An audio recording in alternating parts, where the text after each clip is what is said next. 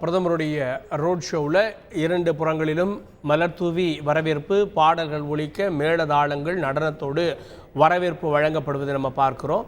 தொடர்ந்து doctor Suman C Raman அவர்கள்ட்ட பிரதமர் இங்கே செலவிடக்கூடிய நேரம் அப்படின்றத தாண்டி தமிழ்நாட்டுக்கு 7 முறை வர்றாரு அப்படின்றப்போ இது ஏதோ ஒன்று இண்டிகேட் பண்ணுது. மேபி வரக்கூடிய தகவல்கள் இப்போ வட இந்தியாவில் வட மாநிலங்களில் பாஜகவுக்கு நம்பர் கம்மியாகும், அதை தென்னிந்தியாவை வச்சு தமிழ்நாட்டை வச்சு ஈக்குவல் பண்ணலாம் அப்படின்ற அந்த விஷயங்கள் கூட காரணமாக இருக்கலாமா? வந்து வட மாநிலங்கள்ல அவங்க ஏற்கனவே ஜெயிச்சதை விட பெருமளவுல அதிகமா ஜெயிக்கிறதுக்கு சீட் இல்லை. ஏன்னா போன முறை கிட்டத்தட்ட அனைத்து வட மாநிலங்கள்லயும் அவங்க மிகப்பெரிய அளவுல வெற்றி பெற்றார்கள். ஸோ அதனால அங்க வெற்றி பெறுவதற்கு ஹெட்ரூம் ரொம்ப கம்மியா தான் இருக்கு. ஸோ அதனால அங்க ஏற்படக்கூடிய ஒரு சில இழப்புகளாக இருந்தால் கூட அதை ஈடு செய்ய வேண்டிய கட்டாயம் பாஜகவுக்கு இருக்கிறது. அது தென் மாநிலங்கள்ல. ஸோ கர்நாடகாலையும் சென்ற முறை 28 சீட்டுக்கு 25 சீட்டு ஜெயிச்சாங்க. ஸோ அங்கேயும் இம்ப்ரூவ் பண்றதுக்கான வாய்ப்புகள் மிகவும் குறைவு. அங்கேயும் கொஞ்சம் சரிவு ஏற்படும், ஒரு 5-6 சீட்டு போகும் கூடுதலா. ஸோ எங்க மேக்கப் பண்ற இடம்னு பாத்தீங்கன்னா உங்களுக்கு கேரளா, தமிழ்நாடு, ஆந்திரா விட்டா வேற இடமே கிடையாது. தெலுங்கானால காங்கிரஸ் அரசு அவங்க எப்படியும் ஒரு பெரும்பாலான இடங்கள்ல அவங்க வெற்றி பெற்று விடுவார்கள்.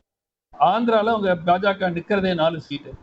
எங்க மேக்கப் பண்ண போறாங்க அப்படிங்கிறத பார்க்கும்போது அவர்கள் எப்படியாவது தமிழ்நாட்டுல ஒரு 5-6 இடங்களை வெற்றி பெற வேண்டும் அப்படிங்கிற அந்த முயற்சியில ஈடுபட்டிருக்காங்க.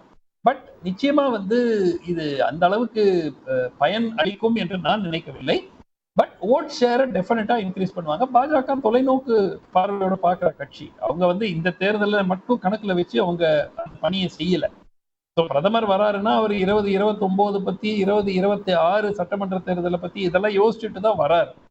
ஸோ வெறுமை இது 19ஆம் தேதி போட போற ஓட்டை மட்டும் மனதில் வைத்துக் கொண்டுதான் இவர்கள் பணியாற்றுகிறார்கள் என்று நாம் நினைக்க வேண்டாம். அவங்க தொலைநோக்கு அந்த திட்டத்தோட நார்த் ஈஸ்ட்ல எப்படி 10 ஆண்டு காலத்துல பிஜேபி கொண்டு கிட்டத்தட்ட அனைத்து மாநிலங்கள்லயும் ஆளுங்கட்சியோ இல்ல அலையன்ஸ் ஆளுங்கட்சி மாதிரி ஆக்குனாங்களோ அதே மாதிரி அந்த முயற்சியை தென் மாநிலங்கள்ல இப்ப முயற்சி செய்யறாங்க.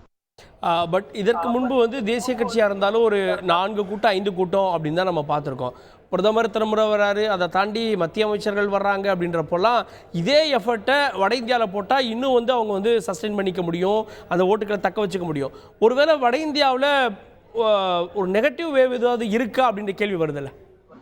இல்ல வட இந்தியாவில் நான் பார்க்கறது ஒரு நெகட்டிவ் வேவ் இருக்கிறதா நான் பார்க்கல. பட் சென்ற முறை கிட்டத்தட்ட எல்லாமே மத்திய பிரதேசத்துல 29க்கு 28 ஜெயிச்சாங்க, ராஜஸ்தான்ல 25க்கு 25 ஜெயிச்சாங்க, குஜராத்ல 26க்கு 26 ஜெயிச்சாங்க. ஸோ அந்த லெவலுக்கு இந்த வாட்டி வருமாங்கிறது ஒரு சந்தேகமா இருக்கு. உதாரணத்துக்கு மகாராஷ்டிரால இந்த முறை அனைத்து கருத்து கணிப்புகளும் குறைந்தது 15 இடங்கள் குறையும் பாஜக கூட்டணிக்கு அப்படிங்கிற ரீதியான செய்திகள் கொண்டிருக்கின்றன. ஸோ இதையெல்லாம் பார்க்கும்போது அவர்களுக்கு எங்கேயாவது ஈடுகட்ட வேண்டும் அப்படிங்கிற அடிப்படையில தமிழ்நாட்டுக்கு இவ்வளவு போக்கஸ் பண்றாங்க. அதை தாண்டி மிக முக்கியமாக பிரதமர் ஒரு ஒரு ஐடியால எப்படி இது ஒரு ரெசிஸ்டன்ட் ஏரியாவாக இருக்கு பாஜகவுக்கு. ஒரு கடைசி எல்லை அப்படின்னு லாஸ்ட் ஃப்ரான்டியர்னு சொல்லுவாங்க இல்லையா, தமிழகமும் கேரளாவும் தான் அந்த லாஸ்ட் ஃப்ரான்டியர் ஃபார் பிஜேபி. அங்கு எப்படியாவது இந்த கட்சியை கொண்டு ஒரு வலுவான கட்சியை ஆக்க வேண்டும் என்ற முயற்சியில் அவர்கள் ஈடுபட்டிருக்கிறார்கள். இந்த முறை அது வெற்றி பெறாது என்றுதான் நான் நினைக்கிறேன். ஆனால் ஃபியூச்சர்ல நம்மள யாராலையும் எதுவும் ப்ரெடிக்ட் பண்ண முடியாது. ஓகே, அதுக்கு முயற்சி போடுறாங்க, எஃபர்ட் போடுறாங்க. Okay, right. ஓகே, பிரதமருடைய இலக்கு 2047ன்னு நம்முடைய பேட்டியிலே கூட பிரதமர் சொல்லியிருந்தது நினைவு கூறத்தக்கது. செய்திகளை உடனுக்குடன் தெரிந்து கொள்ள உடனே சப்ஸ்கிரைப் பண்ணுங்க.